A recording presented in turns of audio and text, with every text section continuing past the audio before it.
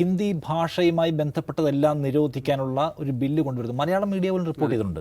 അപ്പോൾ അത് വായിച്ചേ പോകുമ്പോൾ അതിനകത്ത് ഹിന്ദി പാട്ടുകൾ നിരോധിക്കും, ഹിന്ദി പാട്ടുകൾ നിരോധിക്കും, ഹിന്ദി സിനിമ നിരോധിക്കും, ഹിന്ദിയുമായി ബന്ധപ്പെട്ടതെല്ലാം നിരോധിക്കും.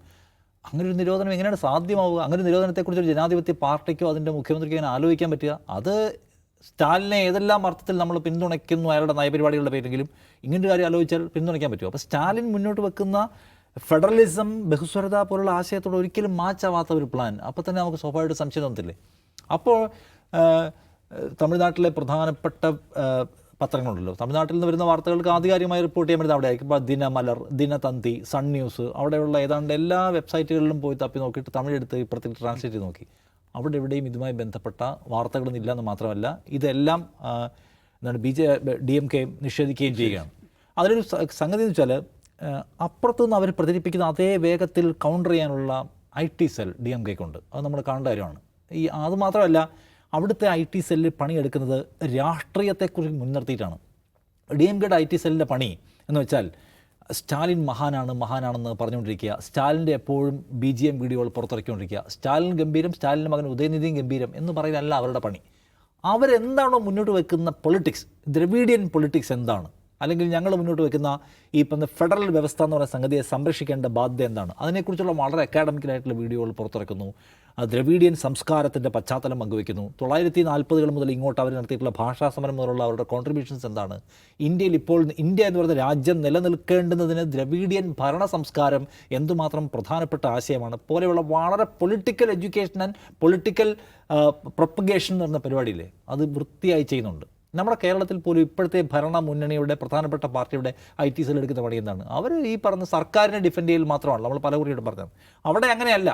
അവിടെ ഇന്ത്യ എന്ന് പറയുന്ന ആശയം പരിക്കേറ്റുകൊണ്ടിരിക്കുകയാണെന്ന്, നമ്മുടെ തമിഴ്നാട് എന്ന് പറയുന്ന ബഹുസ്വര സംസ്ഥാനത്തേക്ക് ഹിന്ദുത്വ കടന്നു വരാൻ ശ്രമിക്കുകയാണെന്ന്, വരുന്നത് മേൽജാതി രാഷ്ട്രീയത്തിൻ്റെ വരവാണെന്ന്, അത് തടയാൻ നമുക്ക് ബാധ്യതയുണ്ടെന്ന് പറഞ്ഞാൽ എഡ്യൂക്കേഷൻ പ്രോസസ്സ് വളരെ വൃത്തിയായി ചെയ്തുകൊണ്ടിരിക്കുകയാണ്.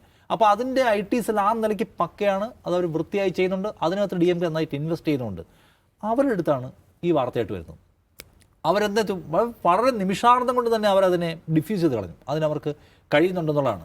പിന്നെ ഈ പറഞ്ഞ പോലെ എല്ലായ്പ്പോഴും നോർത്തിൽ ഇലക്ഷൻ നടക്കുമ്പോൾ BJP ആൻഡ് BJPയുടെ അല്ലെങ്കിൽ സംഘിൻ്റെ ആളുകൾ എപ്പോഴും പ്രയോഗിക്കുന്ന ഒരു സംഗതിയാണ്, ഒന്നുകിൽ നിങ്ങൾ BJPക്ക് വോട്ട് ചെയ്തോ, വോട്ട് ചെയ്തില്ലെങ്കിൽ നിങ്ങൾ അങ്ങോട്ട് നോക്ക്, സൗത്തിലേക്ക് നോക്ക്. പ്രധാനപ്പെട്ട ഏരിയ കേരളമാണ്, എപ്പോഴത്തെയും വേട്ടമൃഗം കേരളമാണ്. കേരളം പോലെ ആയിപ്പോകും. കേരളത്തിൽ മുസ്ലിങ്ങളുണ്ട്, മുസ്ലിങ്ങൾക്ക് വോയിസ് ഉണ്ട്, മുസ്ലിങ്ങൾക്ക് ഭരണ പങ്കാളിത്തമുണ്ട്, മുസ്ലിങ്ങളുടെ കയ്യിൽ പൈസയുണ്ട്. ഇനി അടുത്ത് പറയുമ്പോൾ പറഞ്ഞുകൊണ്ട് തമിഴ്നാടാണ്. തമിഴ്നാട്ടിലുമായി ബന്ധപ്പെട്ട് തമിഴ്നാടിനെ മുൻനിർത്തി ഹിന്ദിക്കാരെ തമിഴ്നാട്ടിലെ ആൾക്കാർ വേട്ടയാടുന്നു, ബീഹാറികളെ വേട്ടയാടുന്നു, വ്യാജ കഥയുണ്ടാക്കിയിട്ട് ബീഹാറിൽ പോയി തമിഴ്നാട് പോലീസ് കുറേ ആൾക്കാരെ അറസ്റ്റ് ചെയ്യുന്നു, വ്യാജ പ്രചരണം അവിടെ നടത്തിയതിന്. അതൊക്കെ നമുക്ക് ഇവിടെ ആലോചിക്കാൻ പറ്റുന്ന കാര്യമാണ്. തമിഴ്നാട്ടുകാർക്ക് ചെയ്യും, കാരണം അവർക്ക് അതിൻ്റെ ത്രെട്ട് മനസ്സിലായി. കാരണം ഈ എടുക്കുന്ന പണി അടിസ്ഥാനപരമായിട്ട് തമിഴ്നാടിൻ്റെ അടി അളക്കുന്ന പരിപാടിയാണെന്ന് മനസ്സിലായിട്ട് അതിനവർ അവിടെ പോയി അറസ്റ്റ് ചെയ്തു. ഇവിടെ അറസ്റ്റ് ചെയ്യാൻ നമുക്ക് പറ്റുന്നില്ല. നോട്ട് ഇൻ കേരള എന്ന് പറഞ്ഞില്ല. അതെ, നോട്ട് ഇൻ തമിഴ്നാട് എന്ന് പറഞ്ഞ് മറുപടി കൊടുത്ത് പോലീസ് അടയിരുന്നില്ല, അവർ പണിയെടുത്തു. ഇവിടെയാണെങ്കിൽ ഇവിടെ നമ്മുടെ മൂക്കിന് താഴെ പോലുള്ള ഹെയ്റ്റ് പ്രോജക്റ്റിനോട് നമ്മൾ മൗനം അവലംബിക്കും. അപ്പോൾ അതാണ് തമിഴ്നാട് അതിൻ്റെ ആ ത്രെട്ടിനെ മനസ്സിലാക്കുന്നുണ്ട്. അതറിയാവുന്നതുകൊണ്ടാണ് ഇത്തവണ പെട്ടെന്ന് ഇതിനെ എതിർക്കാനും ഇതിനകത്ത് മൗനം പാലിക്കാനും അവർ തീരുമാനിക്കുന്നത്. അല്ലെ എന്താണ് വൈകാരിക ആവേശത്തിൽ അതായത് ഞങ്ങൾ ചിലപ്പോൾ ഹിന്ദി നിരോധിക്കും എന്ന് വേണമെങ്കിൽ പറയാമല്ലോ. അത് ഈ സമയത്തുള്ള പണിയാണെന്ന് അവർക്ക് മനസ്സിലാവുന്നുണ്ട്. നോർത്തിൽ നമ്മളുടെ കാണേണ്ട കാര്യം തമിഴ്നാട് ഭീഷണിയായി മാറുന്നു, തമിഴ്നാട് ഹിന്ദിക്കെതിരാണ്, കേരളം ഹിന്ദുക്കൾക്കെതിരാണ് എന്നൊരു സംഗതികൾ പറഞ്ഞ് അവിടെ ഒരു വൈകാരിക ആവേശം ഉണ്ടാക്കാനുള്ള ശ്രമത്തിൻ്റെ ഭാഗമായിട്ട് വന്നിട്ടുള്ള വാർത്തയാണ്.